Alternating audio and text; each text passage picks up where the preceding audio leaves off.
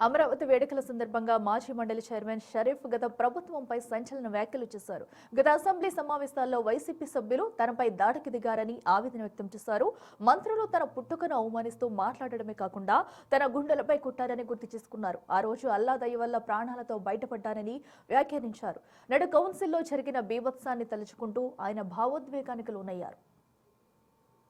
కోసం న్యాయం కోసం ప్రజల పక్షాన నిలబడ్డ చంద్రబాబు నాయుడు కోసం సహించి ఓర్పుతో సహనంతో మళ్ళీ బయటకు వచ్చి సభా గౌరవం పోకూడదు, సభా గౌరవాన్ని కాపాడాలనే ఉద్దేశంతో వాళ్ళ మీద ఎవరి మీద కక్ష పెట్టుకోకుండా వాళ్ళు మళ్ళీ ప్రయత్నం చేశారు. మా మాట వినలేదు కాబట్టి ఈ శాసనమండలిని రద్దు చేస్తామని బెదిరించారు. రద్దు చేస్తామని చెప్పడమే కాకుండా తీర్మానం కూడా చేసి కేంద్రానికి పంపించారు. కేంద్రం నుండి ఆ తీర్మానం జరుగుద్దో లేదో కానీ షరీఫ్ మటుకు చైర్మన్గా ఉండటానికి వీల్లేదు.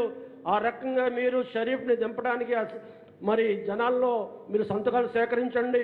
తెలుగుదేశం పార్టీ వాళ్ళకి చెప్పండి, షరీఫ్ మూలంగా శాసన మండలి రద్దు అయ్యే పరిస్థితి వచ్చింది, మీ పదవులు పోయే పరిస్థితి వచ్చింది.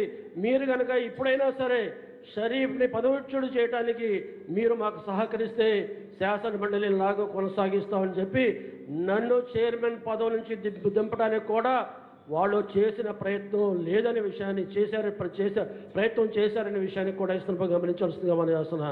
కాబట్టి ఎవరు కూడా ఏ రకంగా అయితే మొట్టమొదటి నుంచి ఈ బిల్లు వచ్చినట్టు కాడి నుంచి 27 మంది శాసన మండలి సభ్యులు ఏ రకంగా అయితే ఏక మాట మీద ఏక త్రాటి మీద పార్టీ ఆదేశాల అనుసారంగా ఉన్నారో అదే రకంగా అన్ని వేళలు కూడా కలిసికట్టుగా ఉండటం మూలంగా ఏ రకంగా కూడా వాళ్ళు అనుకున్న విషయాలు అనుకున్నట్టుగా జరగలేదు.